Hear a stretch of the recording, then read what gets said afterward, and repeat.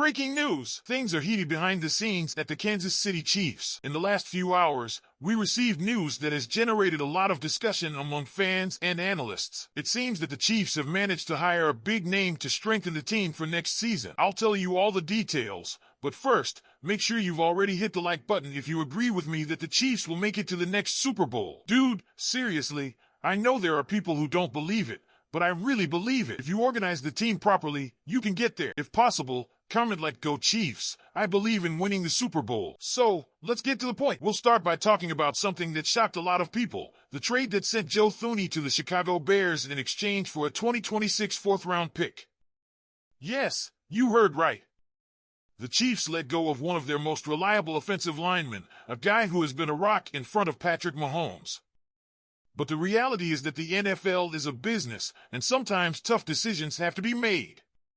Now, while losing Thuney hurts, Kansas City wasn't just giving away talent, they were also securing key players and making some necessary additions.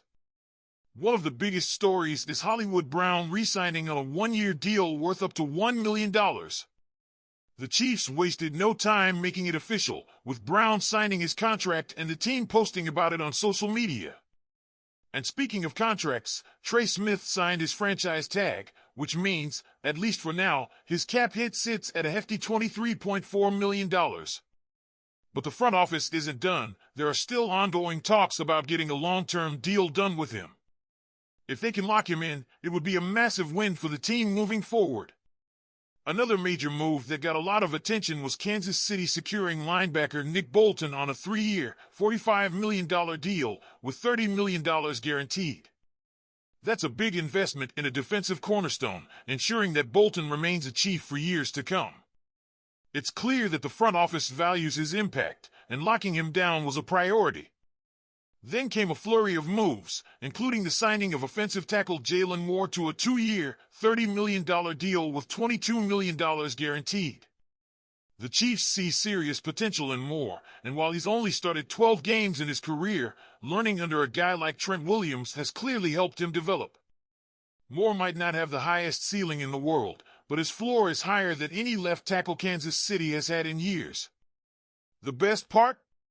He rarely suffers quick losses, which was a major issue for the Chiefs last season. If he can provide consistency, this could be one of the more underrated signings of the offseason. Another former 49er is now in Kansas City as well, running back Elijah Mitchell, who signed a one-year deal worth up to $3.5 million. Mitchell's got speed. He ran a 4.38 at the Combine, but his injury history is a concern. In 4 seasons, the most games he's played in a single year is 11. But here's the thing, this move gives off serious Jerick McKinnon vibes. Remember, McKinnon missed back-to-back seasons due to knee injuries before signing with the Chiefs and having a few solid years. If Mitchell can stay healthy, he could be a sneaky good addition to this backfield. That said, the Chiefs still need to add another running back, whether through free agency or the draft. But it wasn't all about adding players, the Chiefs also had to say goodbye to some key contributors. Wide receiver Justin Watson signed a one-year deal with the Houston Texans, which makes sense given the injuries they dealt with last year. Running back Samaje Perine returned to the Bengals on a 2-year deal, and defensive tackle Turk Wharton cashed in big, landing a 3-year, $54 million contract with the Panthers. That's life-changing money for a guy who went from undrafted free agent to 2-time Super Bowl champion. But one of the more intriguing moves came when the Chiefs signed cornerback Christian Fulton to a 2-year, $20 million deal with $15 million guaranteed. Fulton, a former second-round pick out of LSU, spent 4 years with the Titans before having a career year with the Chargers. Now, he's in Kansas City, and while he's had an up-and-down career, he has the potential to thrive in this system. The Chiefs have one of the best defensive backs coaches in the NFL in Dave Merritt, and if anyone can get the most out of Fulton, it's him. The secondary was already shaping up to be a question mark, and then came the news that Justin Reid was leaving. Reid signed a 3-year, $31.5 million deal with the New Orleans Saints, reuniting with former Chiefs safety Tyrann Mathieu. It's wild how history repeats itself. Mathieu left Kansas City for New Orleans on a nearly identical deal, and now Reid is following the same path. That leaves the Chiefs with Jaden Hicks, Shamari Connor, and Brian Cook as the likely safeties for 2025. Hicks has some big shoes to fill, but if he develops the way the Chiefs expect him to, he could be a breakout player. Now, let's talk about the salary cap situation. As it stands, the Chiefs are over the cap, dead last in the league, in fact, at roughly $7 million over. That means they need to clear space, and the easiest way to do that would be getting a long-term deal done with Trey Smith. Other restructuring options include tweaking the contracts of Patrick Mahomes, Chris Jones, Jawan Taylor, Creed Humphrey, or even Travis Kelce, but some of those aren't ideal. One way or another, though, the Chiefs have to get under the cap by the end of the business day tomorrow. And finally, there's the DeAndre Hopkins situation. The Chiefs took a swing on him last season, trading for him in the middle of the year, but it didn't quite pan out. Now, he's moving on, signing a one-year deal worth up to $6 million with the Baltimore Ravens. It's another weapon for Lamar Jackson, and while Hopkins didn't have the impact many hoped for in Kansas City, the Chiefs might end up getting a compensatory pick for him. So, Chiefs Kingdom, what do you think about these moves? Are you excited about the new additions? Concerned about the losses? Let me know in the comments, and let's talk about it. And as always, let's freaking go. How about those Chiefs? Now, let's dive deeper into what all of this means for the Chiefs moving forward. One of the biggest concerns for Kansas City last season was offensive line consistency, particularly at left tackle. The Jalen Moore signing might not be the flashiest move, but when you really break it down, it makes a lot of sense. The Chiefs are betting on his development, and when you look at the alternatives, it's not a bad gamble. Donovan Smith struggled last season, and Wanya Morris showed some flashes but wasn't consistent enough to lock down the job. Moore, despite having limited starting experience, has improved every single year and learned from Trent Williams, arguably the best left tackle in football.